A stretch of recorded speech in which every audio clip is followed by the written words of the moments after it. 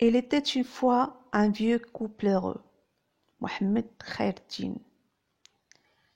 Qu'y a-t-il de plus fascinant et de plus inquiétant que des ruines récentes qui furent des demeures qu'on avait connues au temps où la vallée vivait au rythme des saisons du labeur des hommes qui ne négligeaient pas la moindre parcelle de terre pour assurer leur subsistance.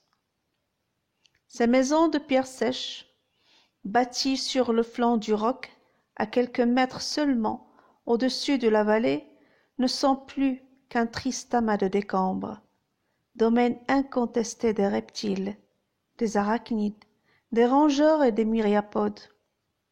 Le hérisson y trouve ses proies, mais il n'y gîte pas. Il y vient seulement chasser la nuit, quand un clair de lune blafard fait surgir çà et là des formes furtives qu'on confondrait assurément avec les anciens habitants des lieux disparus depuis longtemps, peut-être au moment même où de nouveaux édifices poussaient dans la vallée. Villas somptueuses, palais et complexes ultramodernes, copies conformes des bâtiments riches et ostentatoires des grandes mégapoles du Nord. Une de ces ruines dresse des pans de murs difformes par-dessus un buisson touffu de ronces et de nopals et quelques amandiers vieux et squelettiques. Elle avait été la demeure d'un couple âgé, sans descendance, qui n'attirait guère l'attention, car il vivait en silence. Presque en secret au milieu des familles nombreuses et bruyantes. L'homme avait longtemps sillonné le Nord et même une partie de l'Europe, disait-on, à la recherche d'une hypothétique fortune qu'il n'avait pas trouvée. Un sobriquet lui était resté de cette longue absence, Bouchaïb, car elle avait dû travailler à Mazagan. De la femme, on savait peu de choses, sinon qu'il venait d'un village lointain, d'une autre montagne sans doute.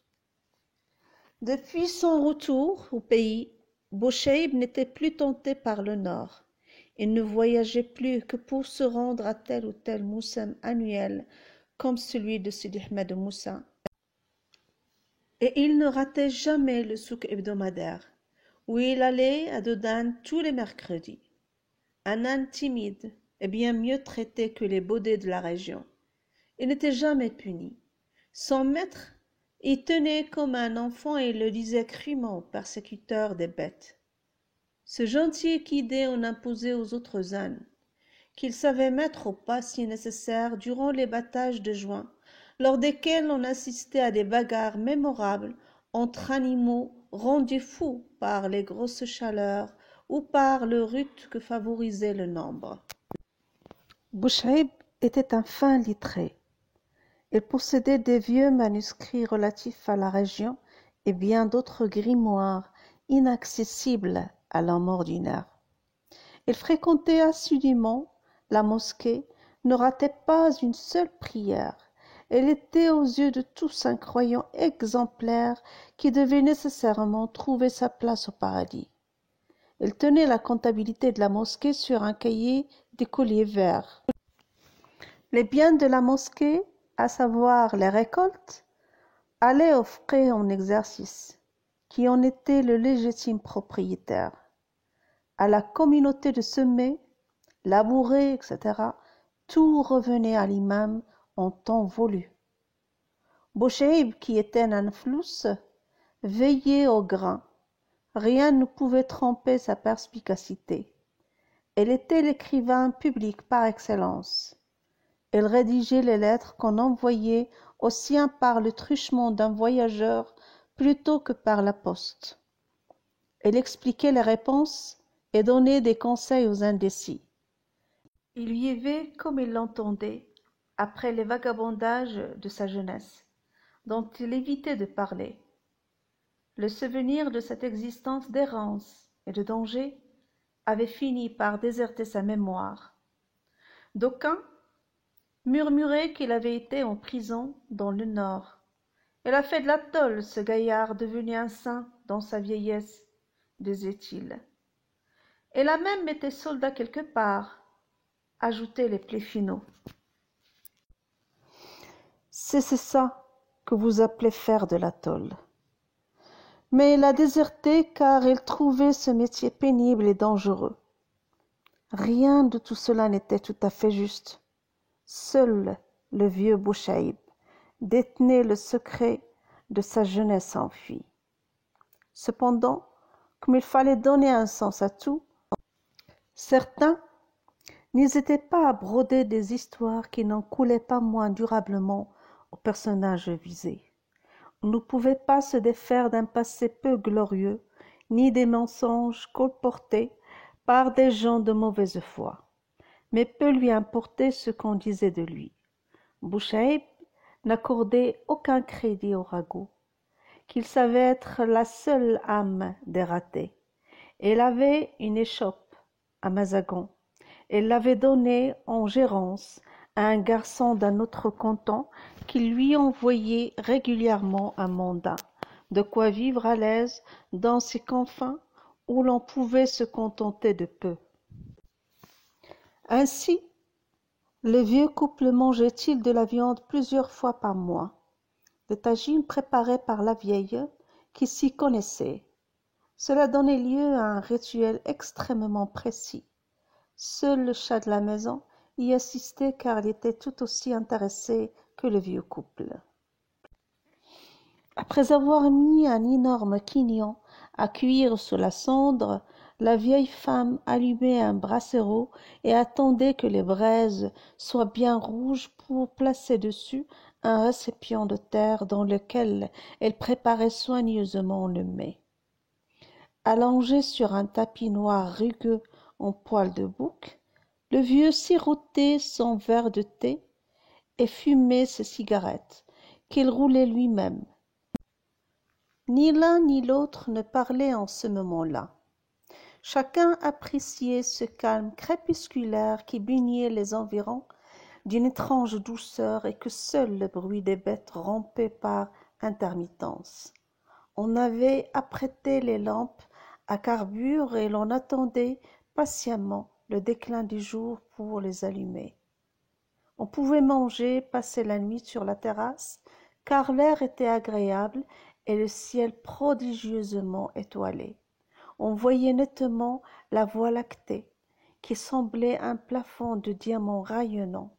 En observant cette fantastique chape de joyaux cosmiques, le vieux louait Dieu de lui avoir permis de vivre des moments de paix avec les seuls êtres qu'il aima, sa femme, son âne et son chat, car aucun de ces êtres n'était exclu de sa destinée, pensait-il. De temps en temps, il se remémorait les vieilles légendes, mais sa pensée allait surtout s'égarer parmi ces feux chatoyants, à la fois proches et lointains.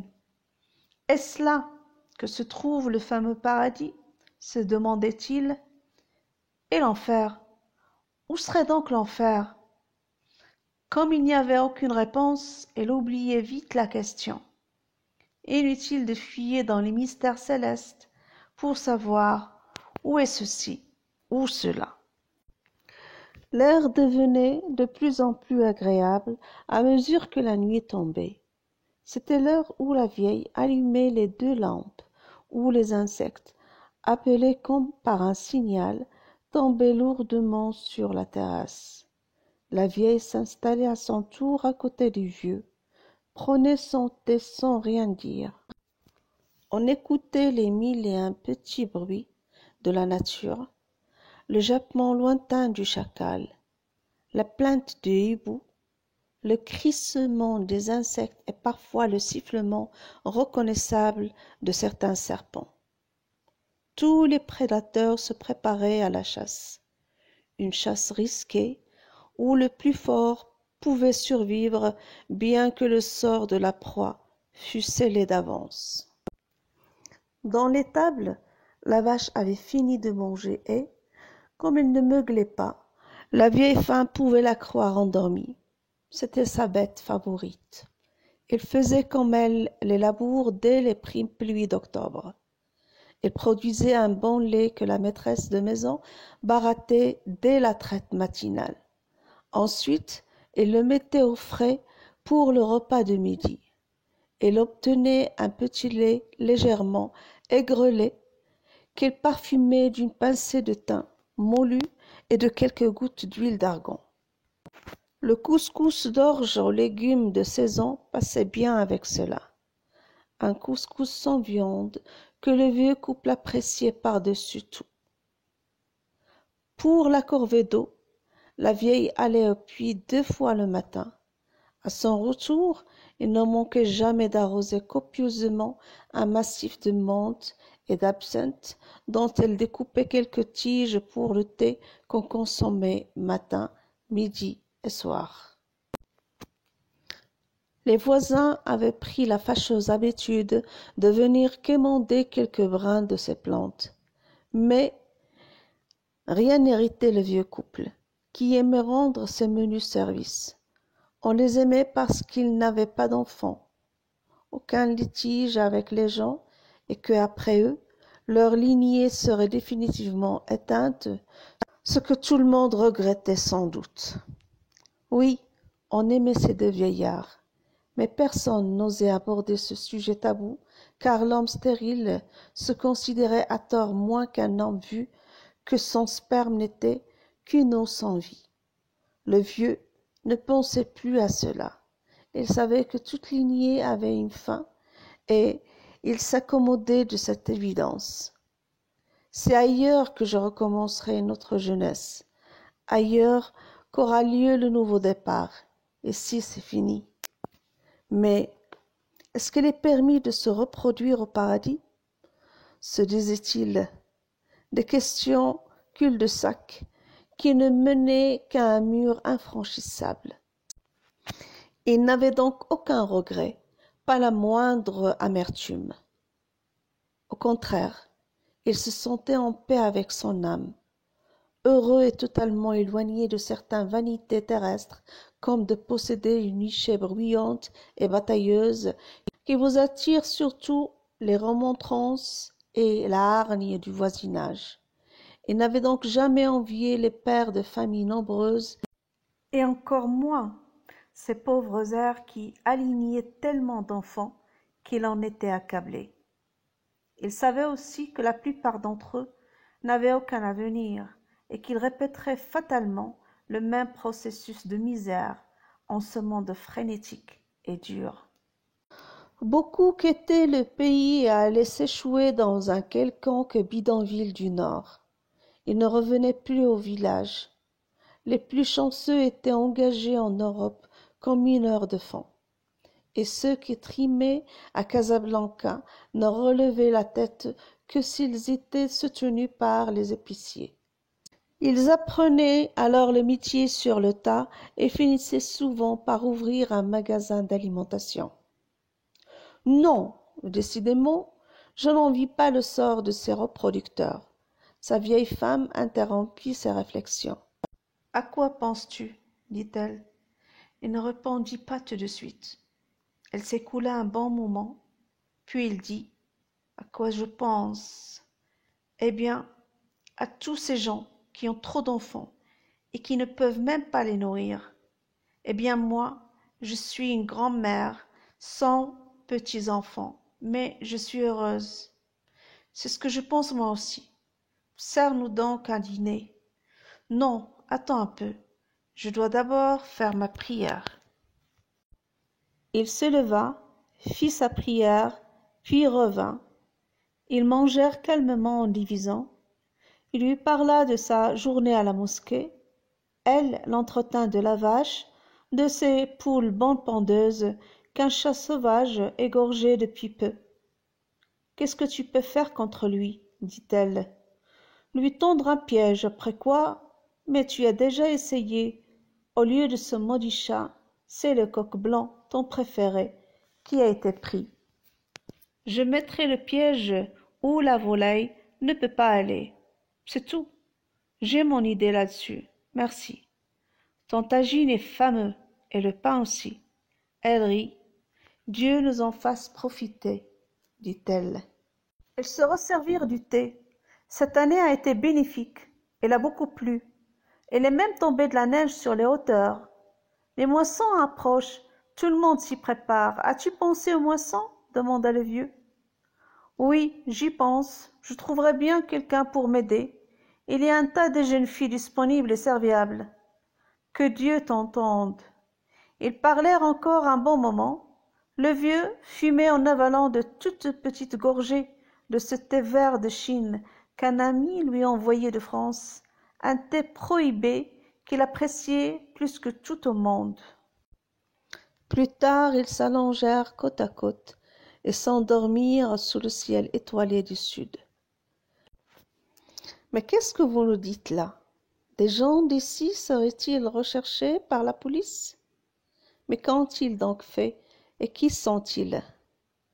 Un Moukhazni armé d'un MAS-36 était venu ce jour-là à la mosquée en compagnie du Muqaddam.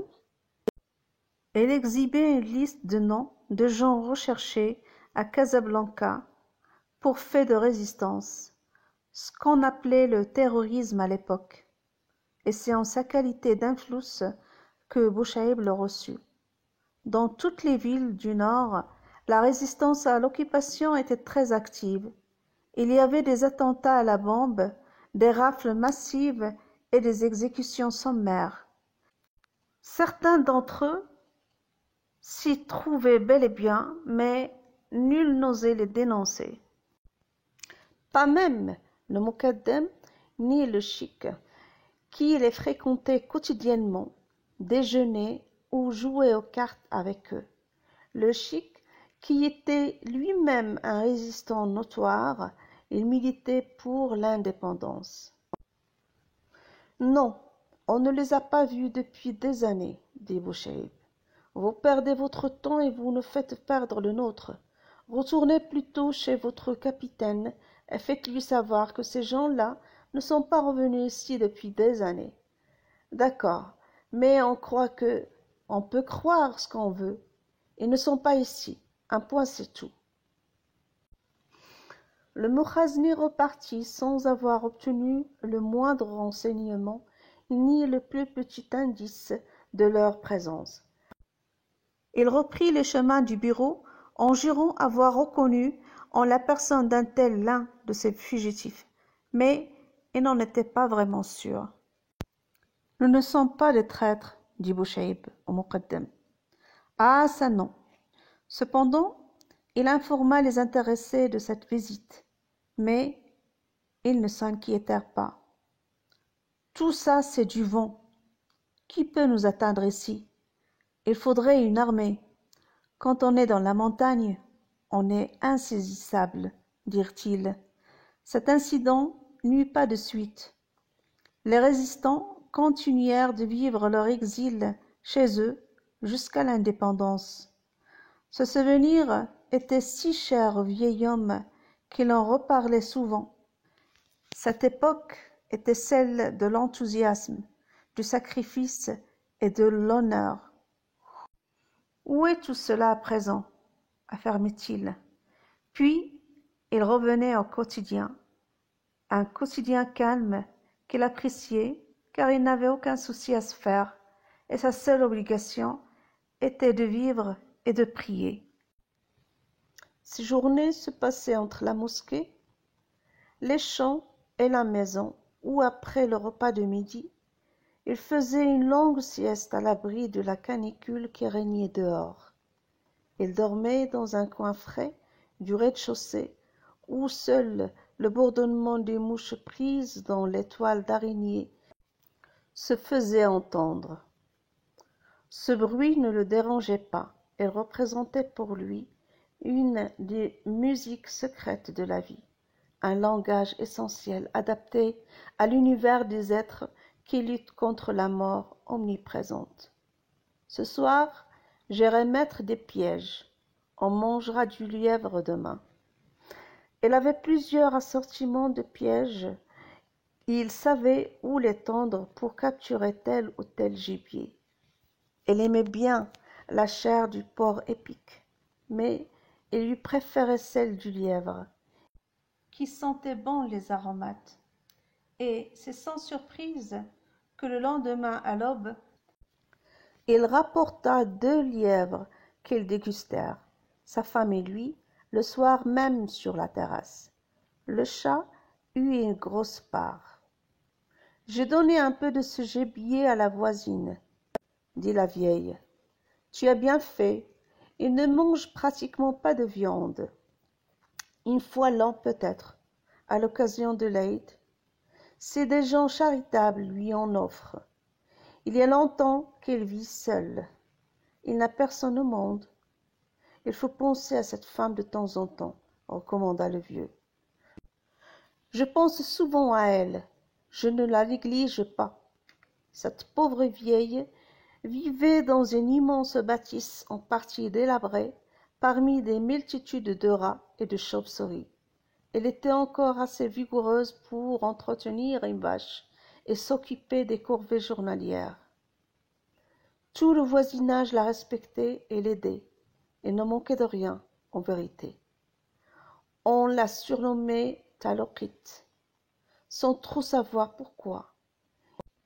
Il y avait ainsi de ces noms bizarres que les gens portaient comme une tunique élimée et dont ils ignoraient la provenance.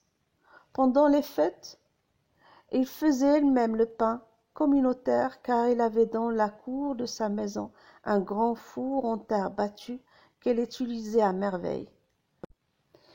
Les enfants qui venaient là ne repartaient pas sans emporter une galette, rembourrée d'un œuf dur en coque cuit à l'intérieur de la pâte. On aimait cette femme dont on savait seulement qu'elle était une sainte et qui lisait et écrivait couramment en arabe classique et en berbère. Il tenait ses connaissances de ses ancêtres, qui étaient des chiites vénérés, fait rare dans le clan des Zayd al-Hassan, qui préférait la guerre à la science.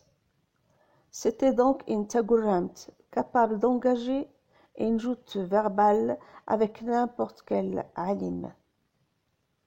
Mais elle évitait de passer pour une guérisseuse, même occasionnellement, alors qu'elle n'ignorait rien des vertus des simples.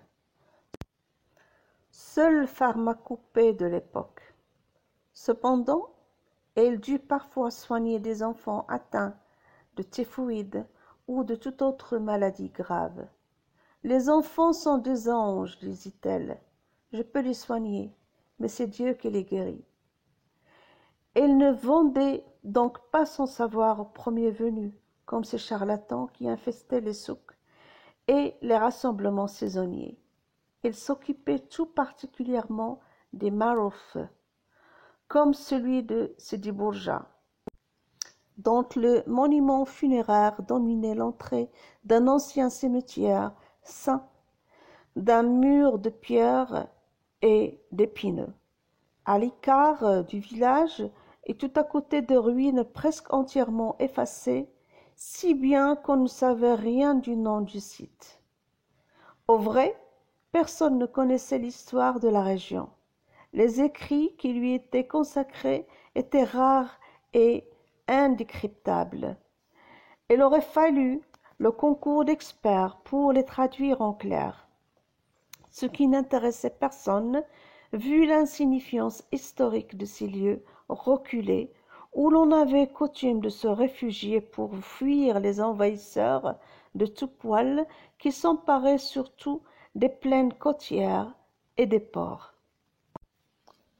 Ce peuple des montagnes n'avait connu que des guerres, des vendettas, et quand l'étranger ne les inquiétait pas, ils s'étripaient entre eux, s'engageant ainsi dans des luttes intestines sanglantes et interminables.